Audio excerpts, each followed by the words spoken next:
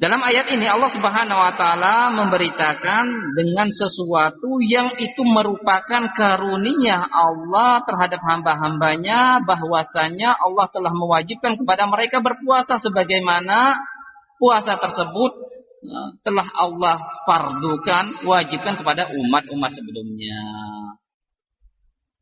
Berarti bukan hanya kepada kita saja puasa tersebut diwajibkan. Umat sebelumnya juga diwajibkan untuk berpuasa, bahkan diriwayatkan mereka lebih berat puasanya dari kita. Lebih berat puasanya dari kita. Sehingga para sahabat di awal-awal diwajibkannya juga mengalami hal yang serupa. Berat cara berpuasa. Contohnya, jika seseorang sudah datang waktu iftar dengan tenggelamnya matahari, kemudian dia belum makan, belum berbuka, tertidur, masuk isya, bangun, tidak boleh lagi makan, harus melanjutkan puasa untuk berikutnya. Harus melanjutkan puasa berikutnya. Nah, ini awal-awal diwajibkannya berpuasa kepada para sahabat yang karunia Allah Subhanahu wa taala kepada kita, hal tersebut dimansuhkan.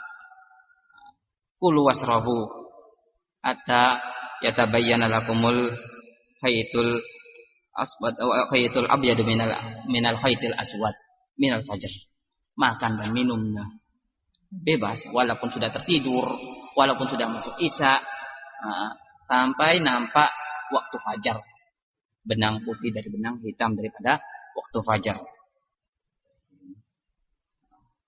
Kenapa kok di sini kita dibanding-bandingkannya dengan ahlul kitab berpuasanya?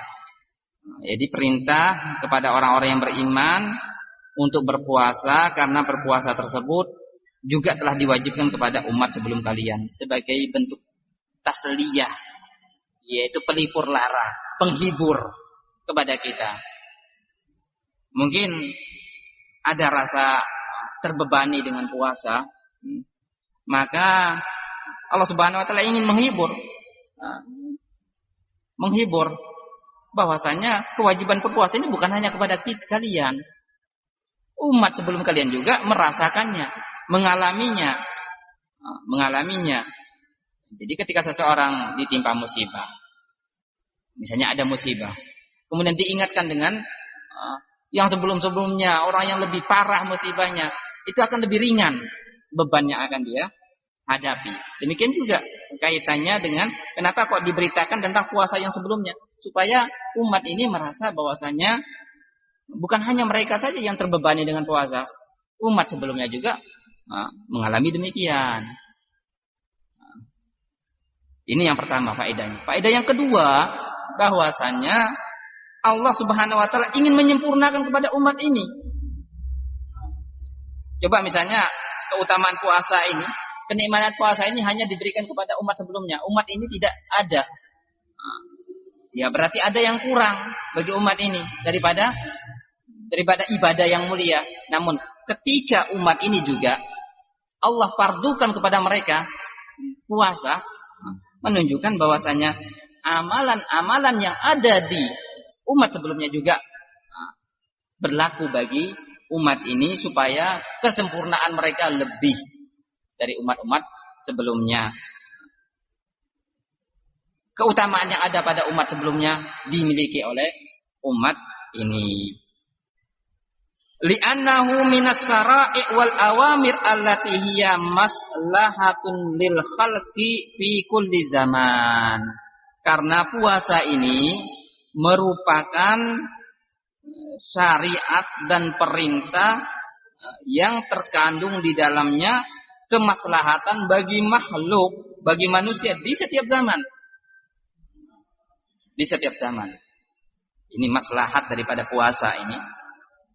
Kenapa kok diperintahkan kepada umat ini sebagaimana diperintahkan kepada umat sebelumnya? Karena maslahat yang ada di dalam puasa ini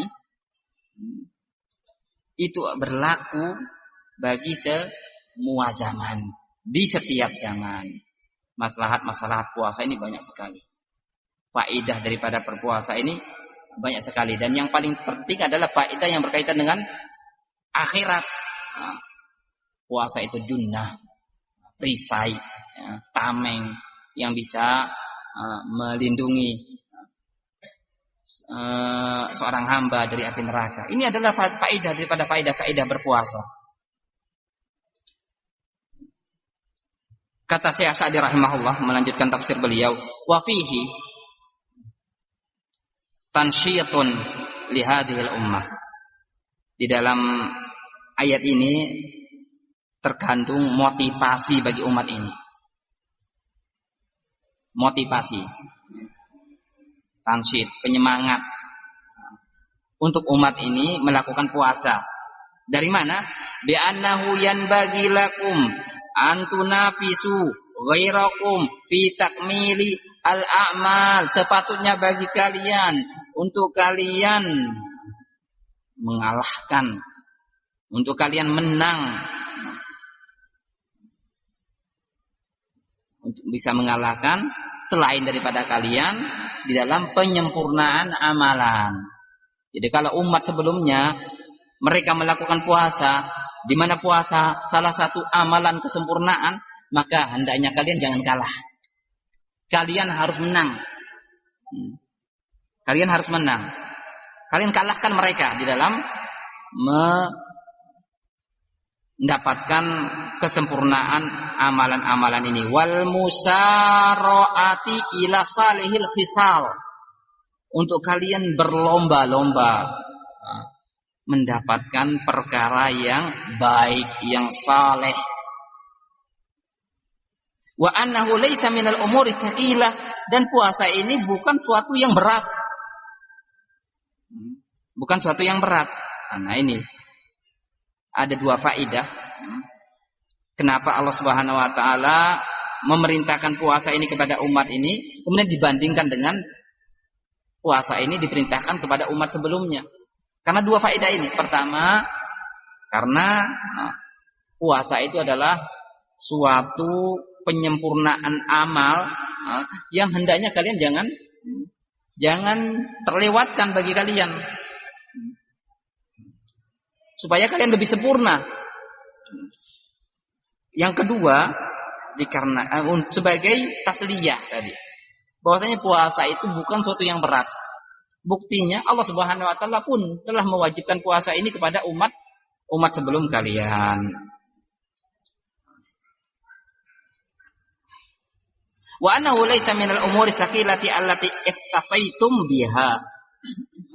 Bahwasanya puasa ini bukan perkara yang berat, yang khusus kalian saja yang mengalaminya, namun juga umat sebelum kalian juga pun melaksanakannya, diwajibkan atas mereka.